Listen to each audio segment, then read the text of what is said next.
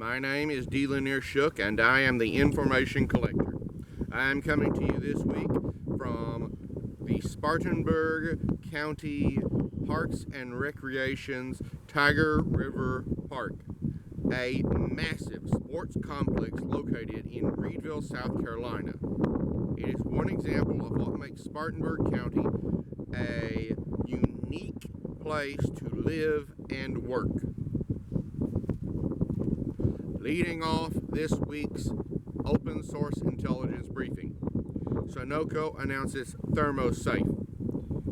This is a pharma portal based on IBM blockchain technology to increase transparency and traceability in temperature-sensitive pharmaceuticals, including vaccines.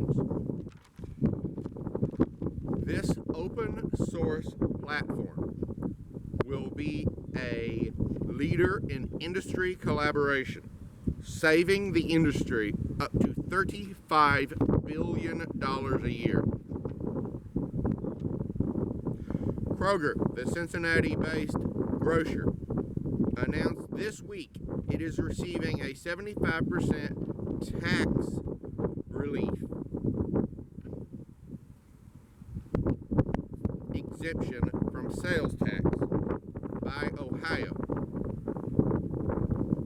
This is a 15-year tax exemption based on their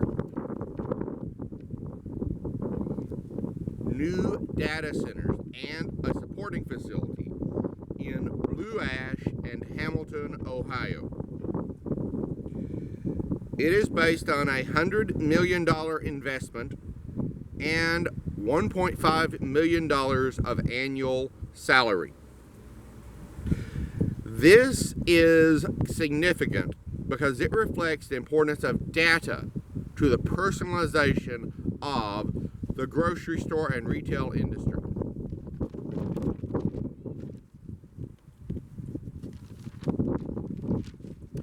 The Israeli Ministry of Foreign Affairs announced that on July 27th, there was a Hezbollah incursion from Lebanon into Israel. It blamed Iranian and Lebanese governments for these efforts. Hezbollah needs to understand it's playing with fire, is what Israeli Prime Minister Netanyahu said.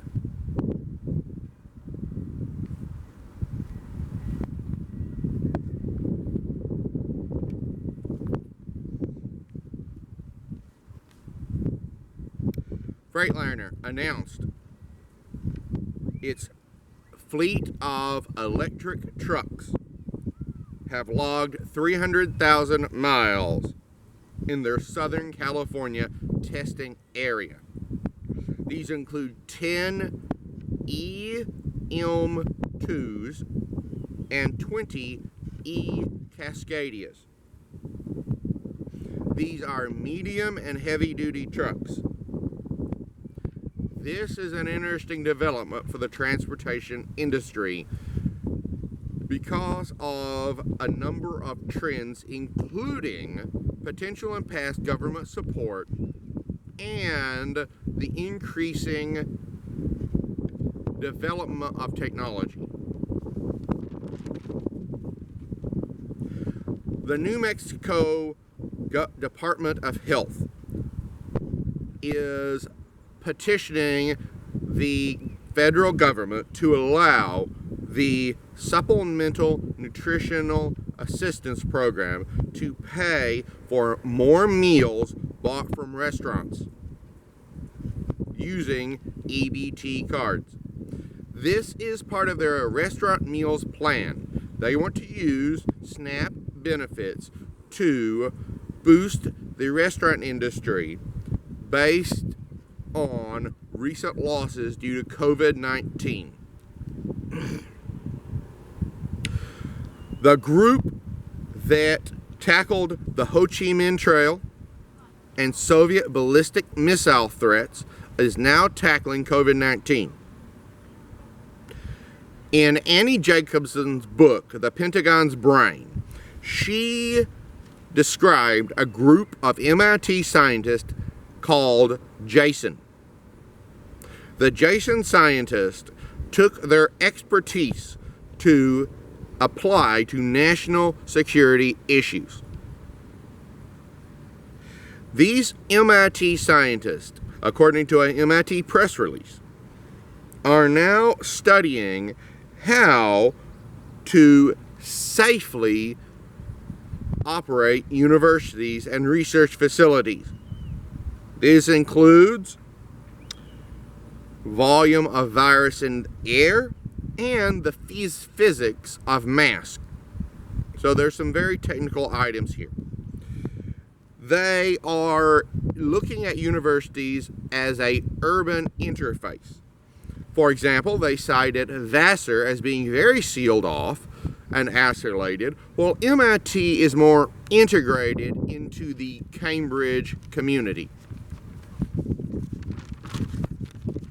On the other side of the continent, the University of Southern California's AI project, EVA, which I believe was also the name of the robot in Wall-E, is working with the Greek government to boost the Greek economy. USC's Marshall School of Business is working to help save the tourism industry in Greece, which accounts for a fifth of the country's economy.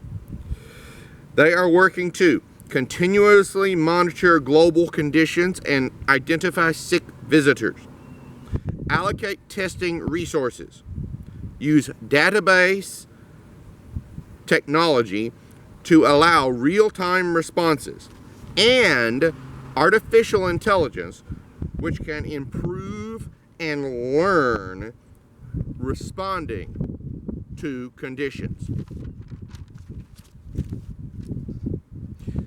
Airbus announced this week in a press release that their VSR 700 helicopter unmanned aerial system conducted its first free flight in Provence.